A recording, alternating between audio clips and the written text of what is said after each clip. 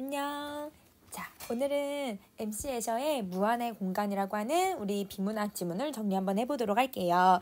자, 여러분 우리 4주차 교재의 23쪽 봐주시면 됩니다. 자, 1문단. 대상을 있는 그대로 재현하는 데 중심을 주었던 과거의 작가들과는 달리, 자, 여러분 미안해요. 자, 여러분 달리라는 말을 쓰네요. 그러면 이 달리라고 하는 말을 쓴다라는 건 지금 비교를 하고 있겠다는 뜻이에요. 그래서 지금 우리는 정리를 해야 되는 건 비교의 대상들을 정리를 해볼 건데, 자, 지금 누굴 비교할 거냐면 과거를 비교해야 돼요. 근데 과거가 나왔다는 건 현대가 나올 가능성이 크다는 거죠. 그래서 현대의 많은 작가들은 자신이 인식하고 해석한 세계를 표현하는데 중점을 줬다는 거예요. 그러면 지금 과거랑 현재를 비교를 하고 있어요. 그쵸? 그러면 이 과거 같은 경우는 대상을 있는 그대로 재현한다라는 점.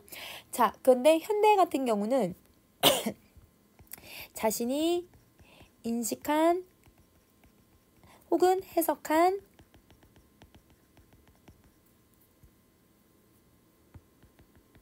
대로 표현을 한다는 거예요. 이렇게 정리해 주시면 돼요.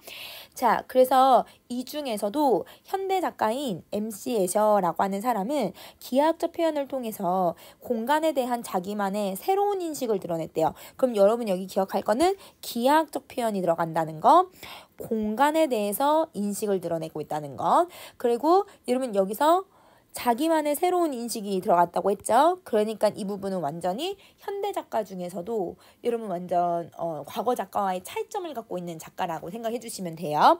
그래서 현대 작가 중 하나이며 과거 작가와의 차이점을 가지고 있다. 이렇게 생각해 주시면 되죠.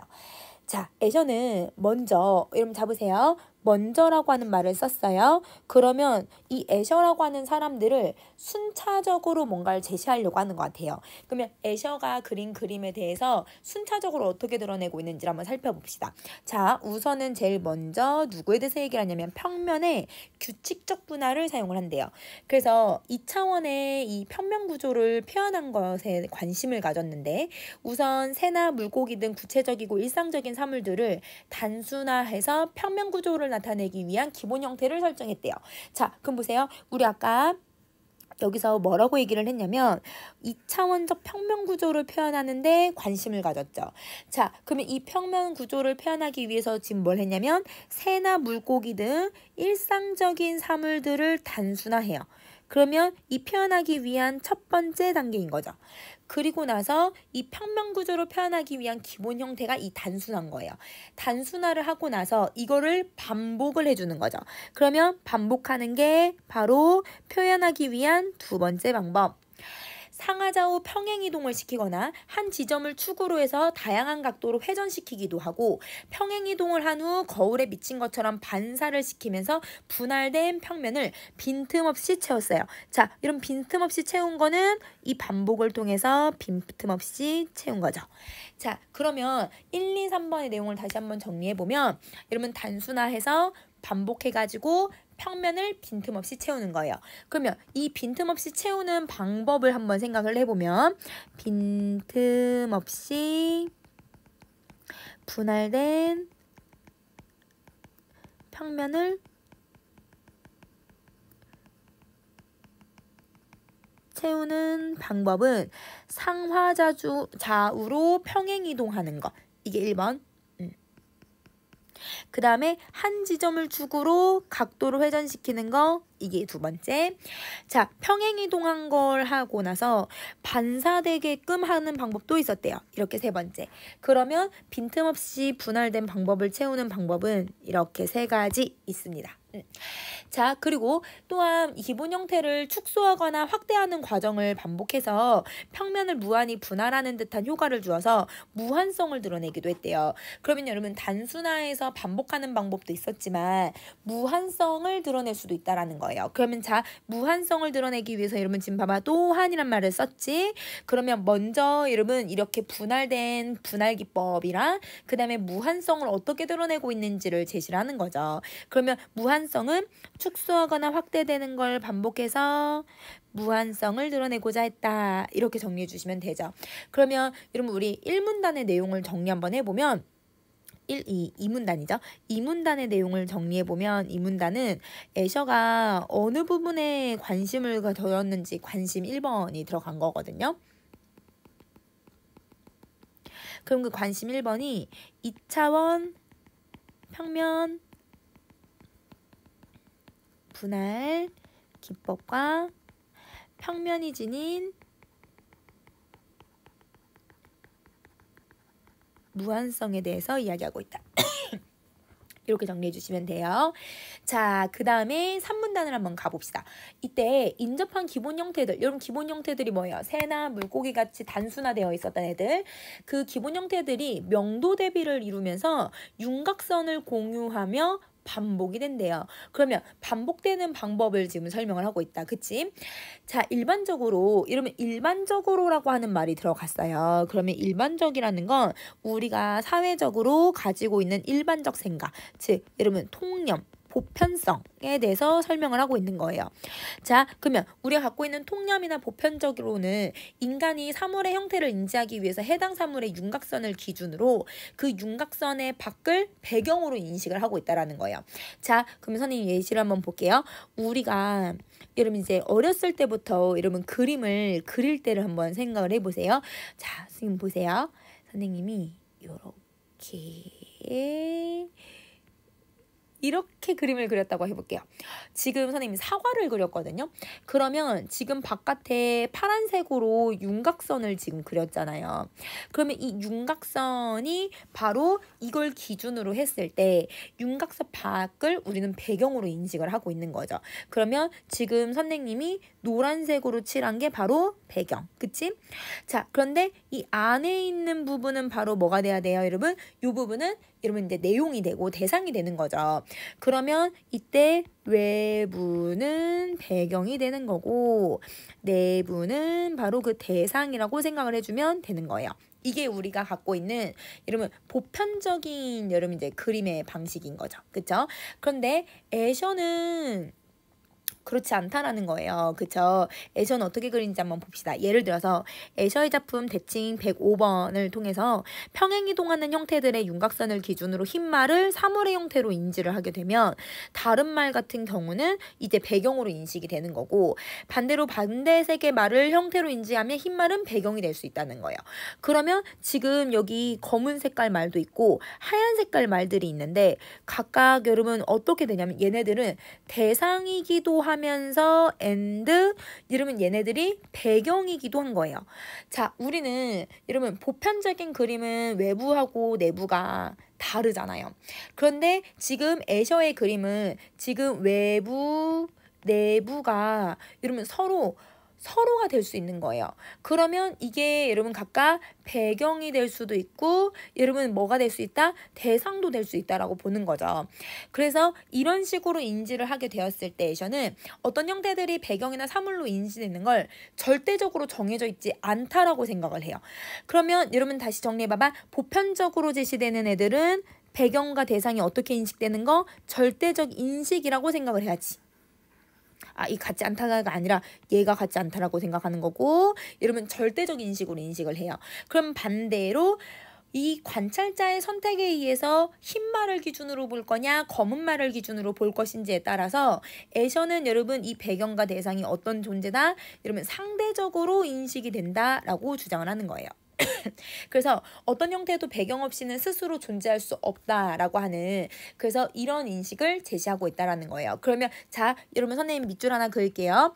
이는 어떠한 형태도 이걸 없이 드러내기도 했다라고 하는 건 이거는 상대적 인식을 드러낸 상대적 인식을 제시한 의도구나.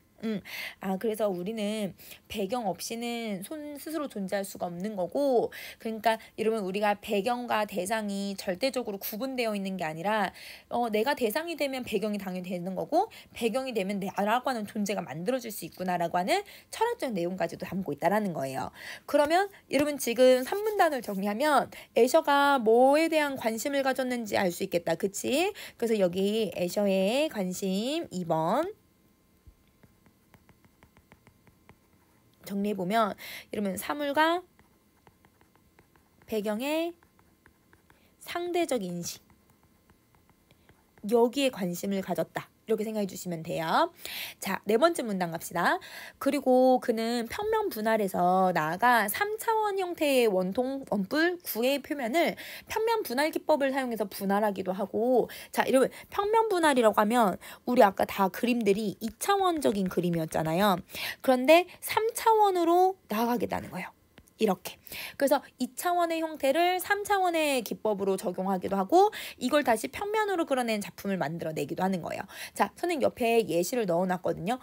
여러분 지금 보시면 이런 소매 같은 부분들은 어때요, 여러분? 그냥 그림 물론 다 그림이긴 하지만 약간 2차원적으로 그림을 그리는데, 이렇게 사람 손들은 여러분 좀 3차원적으로 묘사를 하고 있죠. 그래서 음영도 넣어놓고 여러분 움직이는 것처럼 표현을 해주잖아요. 이런 식으로 2차원이랑 3차원을 혼용해서 같이 넘나드는 거예요. 그래서 이렇게 평면과 공간을 넘나드는 순환 체계를 드러내기도 하고요. 이러한 작품 내에서는 2차원 평면 분할에 활용된 기본 형태를 3차원의 실제 사물처럼 입체적으로 표현하고, 평면의 기본 형태로 바꾸는 과정에서 2, 3차원을 넘나드는 거예요. 아까 여러분 우리 3문단에서는 사물과 배경이 넘나들었잖아요. 상대적 인식을 했잖아요. 그럼 여기는 평면하고 그 다음에 여러분 공간, 이것이 넘나드는 과정을 보여주고 있다라고 생각하시면 돼요. 자, 그러면 3문단에서 애셔가 관심을 가졌던 거, 여러분 세 번째 정리 한번 해보면, 이거는 여러분 이제 2차원, 즉 여러분 평면이라고 생각하시면 되죠. 그리고 2차원과 3차원, 여러분 공간이에요. 그러면 이것을 넘나드는